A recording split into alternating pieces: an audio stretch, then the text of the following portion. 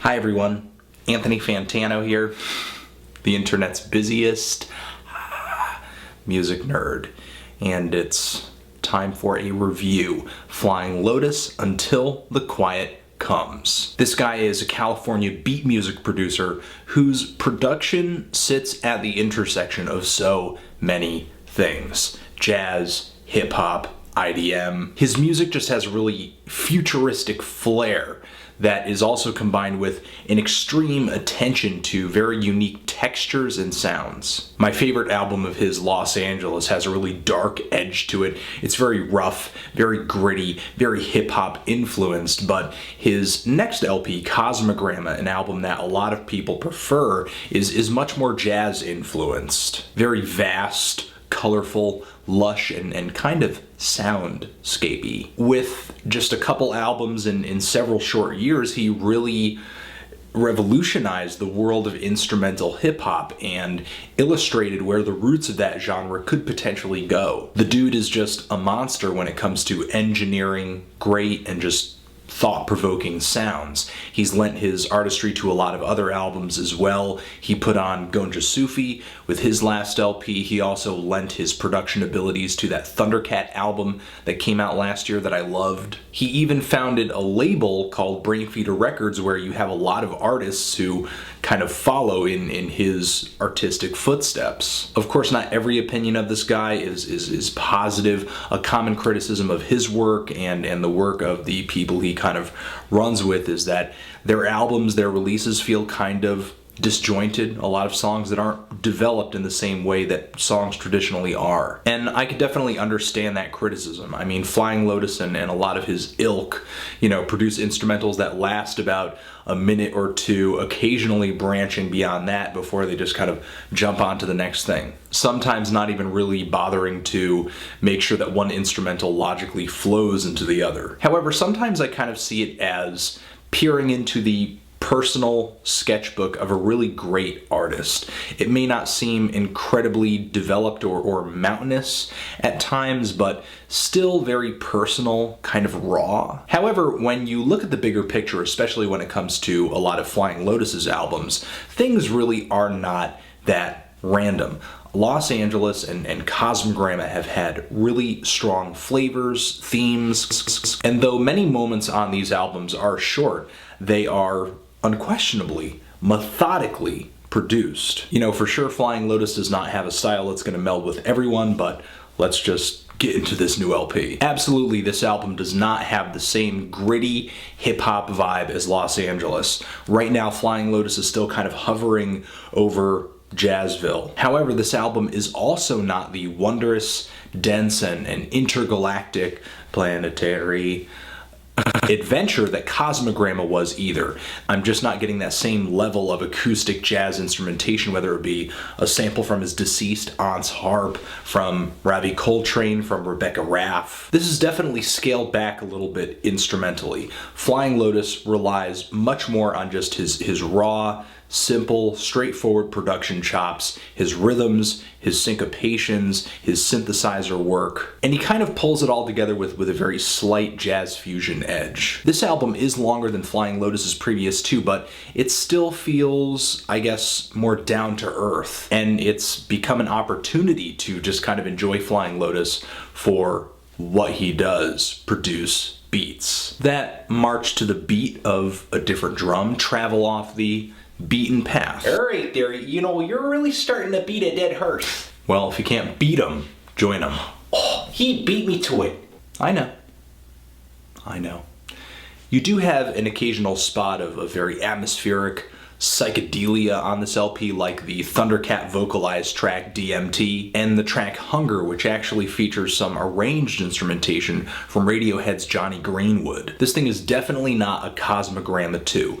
That may disappoint some fans. But what's an even bigger disappointment for me is that there are no real shockingly new sounds this time around from Flying Lotus. There are tracks on here that feel like offbeat bangers with a lot of color and some weird synthesizers that kind of remind me of things from not only LA, but his Pattern Grid World EP that came out recently too. You do have spacious moments, like I just mentioned, that do have guest vocalists on them. Among them are Thundercat, Nikki Randa, Laura Darlington, and Thom Yorke too. And then you also kind of get these strong, noodly jazz fusion style pieces that feel like they could have been blended into that Thundercat LP that dropped last year. However, despite being very familiar with what a lot of Flying Lotus is doing on this LP already, I still can't deny here that a lot of what's going on here is colorful, engaging, seductive, and well produced. This LP kicks off Inconspicuous, not really delivering the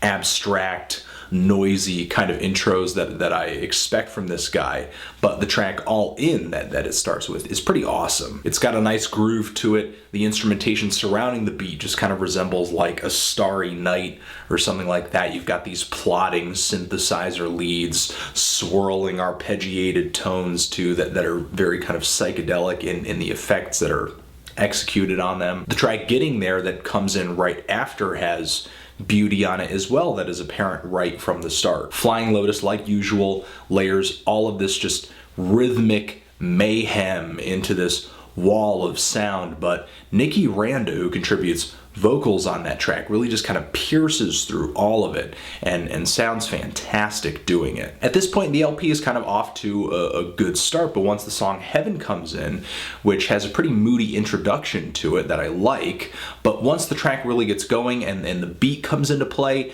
I just really kind of feel like I've been here before with Flying Lotus. And there are other tracks on this LP I feel the same way about. The Night Caller, Only If You Want, and Putty Boy Strut too, though that may be one of the cutest songs that Flying Lotus has ever produced. I'm just getting a lot of deja vu in the middle of this LP, not only from Flying Lotus's work, but the numerous artists that he's been putting on for the past couple years who are clearly drinking the same Kool-Aid. However, in the middle of this LP, there are songs that I love. The track Tiny Tortures, really one of the quietest tracks on here, is one of the darkest as well, and enchanting. And the title track has this really kind of fat, over-modulated feel to it. The beat, I believe, is in 3, and there are these rising chords toward the end of the track that are really just moving. And the track See Through to You, which is one of the songs that dropped first from this LP, though it does stick out and does have a very nice guest vocal contribution from erykah Badu, I'm not even really sure if the beat on this song, the groove to it,